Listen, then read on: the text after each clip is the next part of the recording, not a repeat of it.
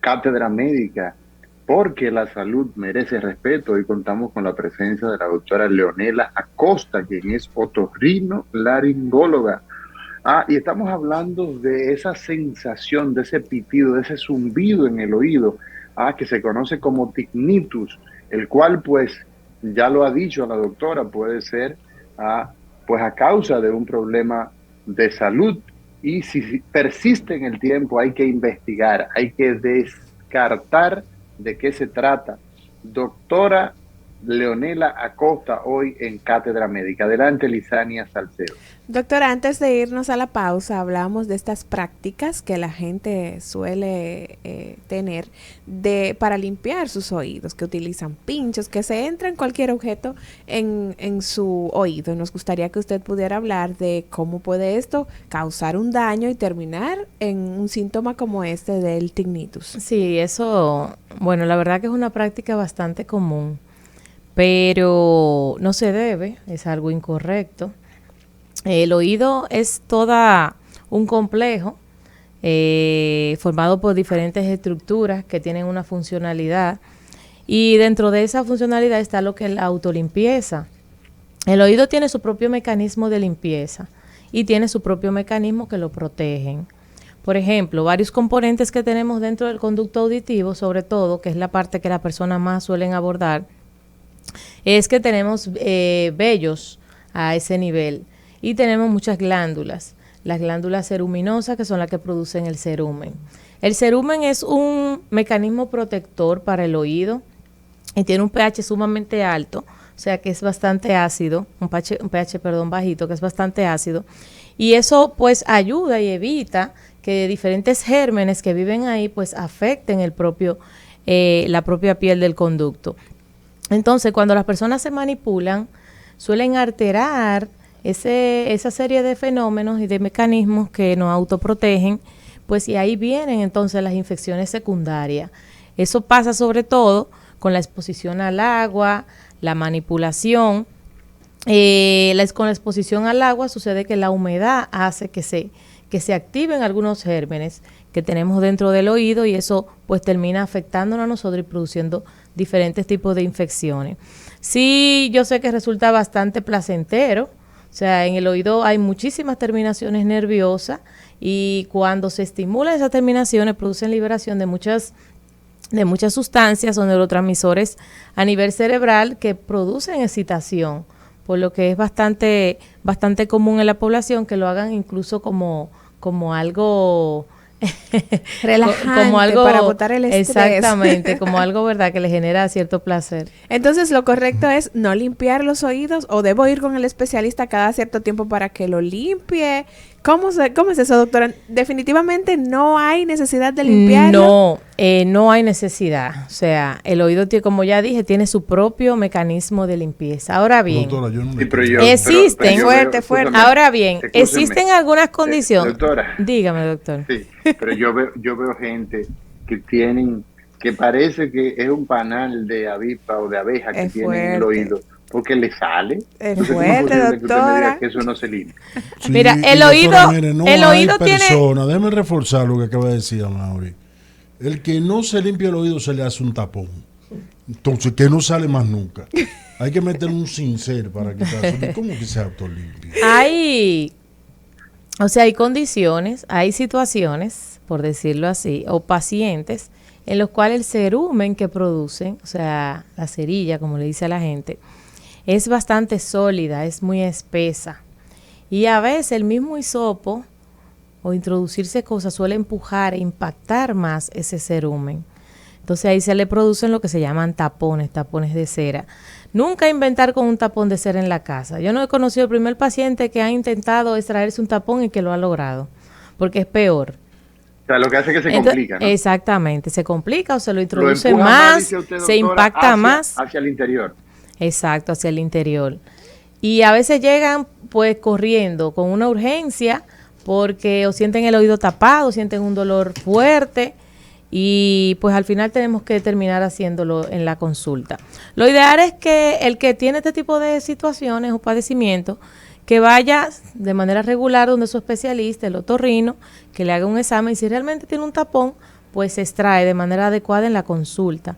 E incluso intentar manipularse el oído puede resultar en lesiones, en traumatismo. Incluso la parte interna más profunda del conducto auditivo es el tímpano, membrana timpánica, que se puede perforar y eso puede ser pues bastante incómodo para un paciente y muy devastador. Vamos a escuchar, doctora, qué dice la gente. Buenos días, bienvenido a Cátedra Médica. Buen día, saludos a todos. Saludos. Este tema me recuerda que mi mamá nos decía a nosotros cuando estábamos formándonos, decía, el oído se rasca con el codo, o se Así limpia mismo con el es. codo. El oído se limpia con los codos. A veces Sí. yo se lo digo a los pacientes y que se quedan como pensando y después ¿Cómo así, caen. doctor? Muy difícil, muy difícil. 809-682-9850 es la línea de contacto nacional aquí en cabina y 833-380-0062. Buenos días, Cátedra Médica. Buenos días, ¿cómo están? Bien, adelante. Doctora Cornelia, soy yo, Delmiro Sancho. Felicitarla por ese grandioso programa que usted... Hola, Dalmiro. Dalmiro es un paciente mío. Así Dalmiro es mismo mi paciente. Excelente, doctora. Se lo recomiendo a cualquiera. Muchísimas Gracias, gracias por su gracias, llamada. Dalmiro. Buenos días, Cátedra Médica. Sí, buenos días. ¿Y qué de esas alternativas para destapar los oídos? Por ejemplo, el orégano poleo, ¿verdad?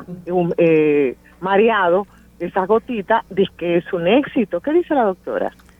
Doctora, Ay, el tibio, famoso orégano tibio. poleo. Diga, El orégano doctora. tibio, sí, porque lo calientan Sí. y después se lo echan a los pacientes. La mayoría llegan con su orégano allá en el oído, a la consulta siempre. Eso es un mito, realmente. Eso, o sea, el orégano poleo no tiene científicamente demostrado ninguna función ni ninguna acción contra las infecciones que afectan al conducto auditivo externo. Eso es como quien dice los tests que se utilizan, ¿verdad?, de manera común, la medicina herbaria, para tratar cualquier afección. Pero no he conocido, he conocido muy pocos de los pacientes que con una otitis externa pues hayan mejorado con la aplicación de orégano poleo. Esos escombros a veces se acumulan dentro del oído, producen precipitado y a veces llegan los pacientes con todos esos detritus del orégano a la consulta y a veces cuando vienen hasta llegan peor que como estaban. Pero no se recomienda, eso realmente, eso no va a curar ninguna infección. Vamos a seguir escuchando qué dice la gente. Buenos días, Cátedra Médica. Buenos días, doctora. Soy yo, Manuel. Una pregunta. Hay gente que yo he visto que le untan a los hisopos alcohol. ¿Eso hace daño? Meterse en el oído el hisopo untado de alcohol. Hisopo Con untado alcohol. Es de una pregunta alcohol. muy interesante porque es muy frecuente. Porque yo sí he visto a los pacientes que le ponen aceite Johnson para Y hidratar a los el bebés oído. le limpian el oído Exacto. con los hisopos, doctora, también. Sí, pero el alcohol, no, eso no se recomienda, eso irrita mucho el alcohol. ¿Y sin alcohol el hisopo, doctora? No, de ninguna Tampoco. forma. Los hisopos se utilizan para limpiar la superficie del pabellón. ¿Cómo así? ¿Cuál es el pabellón? O sea, el oído tiene varias partes. Tiene el oído externo, pero dentro del oído externo yo tengo dos componentes. Nosotros tenemos el pabellón auricular, que es la oreja, o sea, Sí. la parte externa del oído. Está formado por varios repliegues, ¿verdad que sí? Que tienen pues una función importante en lo que es la fisiología auditiva, porque ayudan a conducir las ondas sonoras hacia el conducto. Esos pliegues del pabellón se pueden limpiar, no hay ningún problema. Sin La llegar al oreja, o sea, la orificio. oreja se puede limpiar. Ahora, ¿qué no se recomienda? Introducir el hisopo hacia el conducto auditivo. Por lo menos la parte externa, que suele Un ser segundo. visible, sí, pero ya la parte interna, pues no. Buenos días, Cátedra Médica. Sí, doctora, yo tengo un tinnitus, me da mucho mareo. Me hice audiometría, salió todo bien, me hice resonancia en la cabeza, magnética, todo bien. A ver qué me recomienda para los mareos, por lo menos, gracias. Gracias a usted por su llamada. Adelante, doctora. El tinnitus, como dije, es una manifestación, o sea, es un síntoma. Y dentro de la evaluación, que es bastante compleja, porque como puede ser una manifestación de cualquier condición, tanto propiamente auditiva como no, se necesita pues auxiliarse de una serie de herramientas que no permitan llegar al diagnóstico. Dentro de las causas de tinnitus se han descrito innumerables condiciones. Ya había mencionado algunas en la pregunta que me hizo el doctor García anteriormente sobre el tinnitus objetivo, algunas de las causas externas que te pueden producir un tinnitus, pero sin embargo, a nivel auditivo se estima que el 85% de las patologías pueden manifestarse con tinnitus. ¿Qué quiere decir esto? Que yo puedo tener un tinnitus de un tapón de cera, yo puedo tener un tinnitus hasta de una infección del oído medio, yo puedo tener tinnitus de una infección del oído interno, de una otosclerosis, de un Meniere, de cualquier tipo de condición propia a nivel auditivo. Sin embargo, existen muchos factores también que se han asociado de manera considerable a lo que es el tinnitus, como son el uso de medicamentos que son ototóxicos, que dañan la célula ciliada y producen mucha distorsión de esta célula, también suelen causar tinnitus.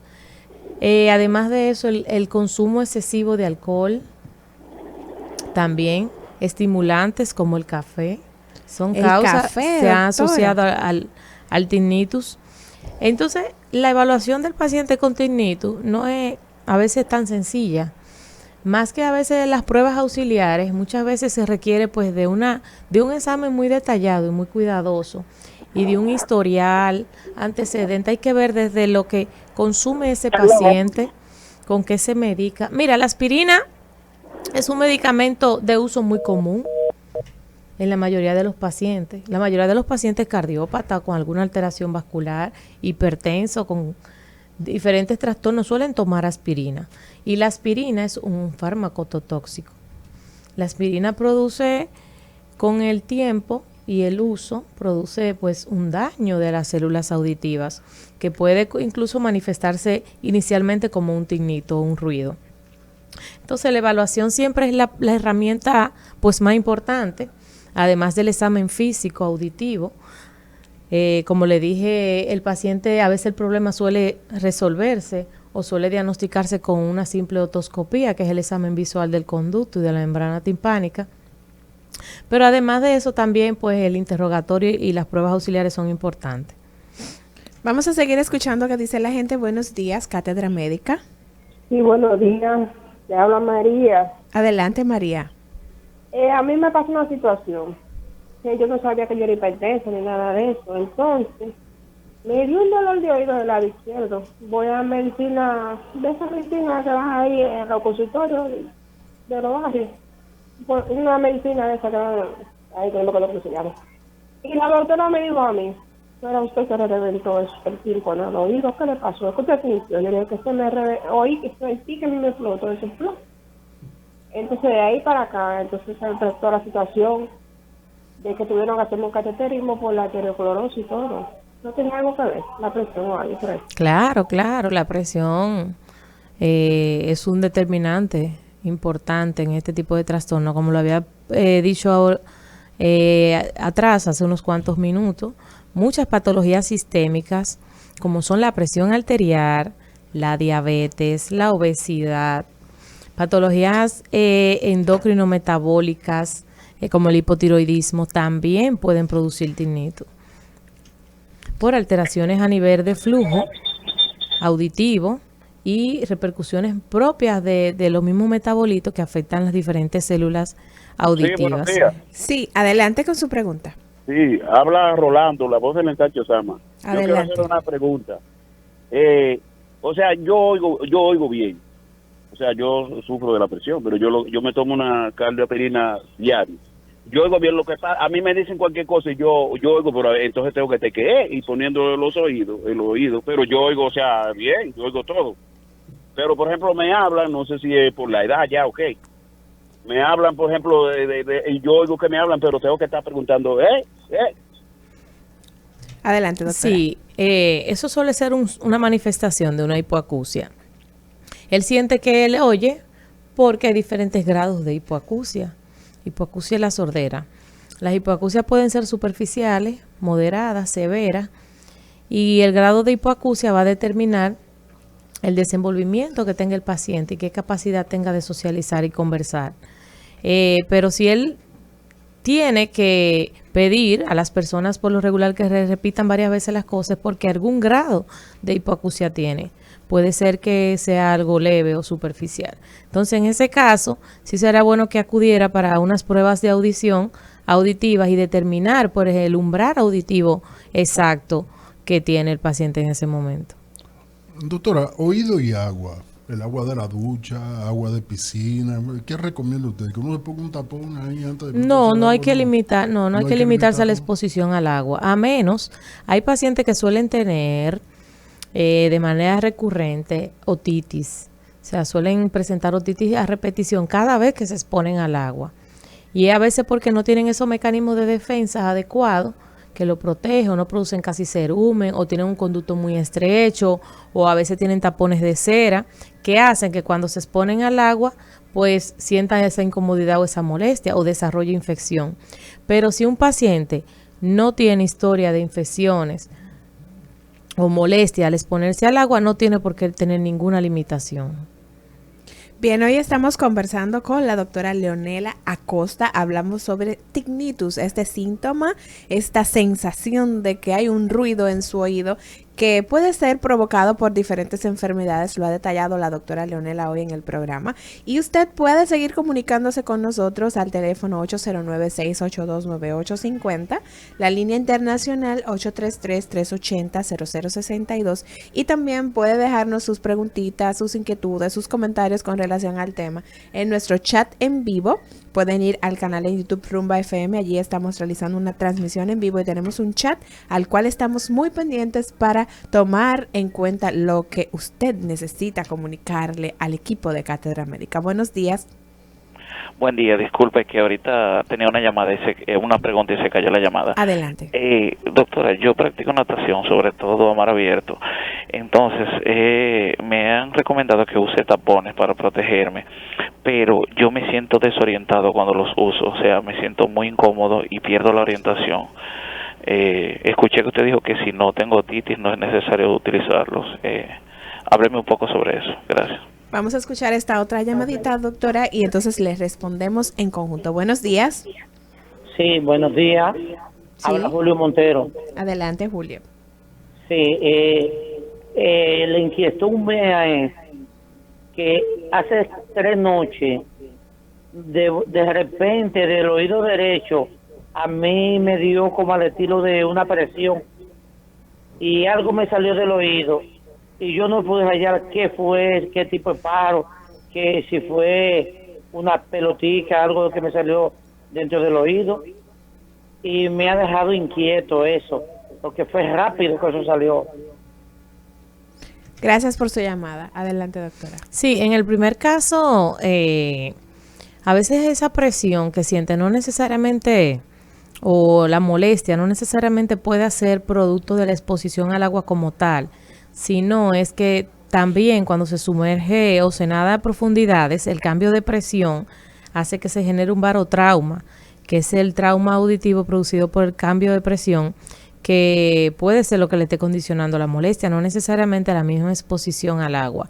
Pero si siente molestia con los tapones, pues no utilizarlo. Como digo, esto es un mecanismo de protección para pacientes de manera particular, pero no es que algo que tengamos que utilizarlo de manera rutinaria en todo tipo de paciente. Entonces, con relación a la llamada del segundo oyente que decía que sintió que le salió algo del oído, que a veces los pacientes pueden sentir chasquidos, como que sienten que el oído se tapa o se destapa. Eso es algo que puede ocurrir de manera normal.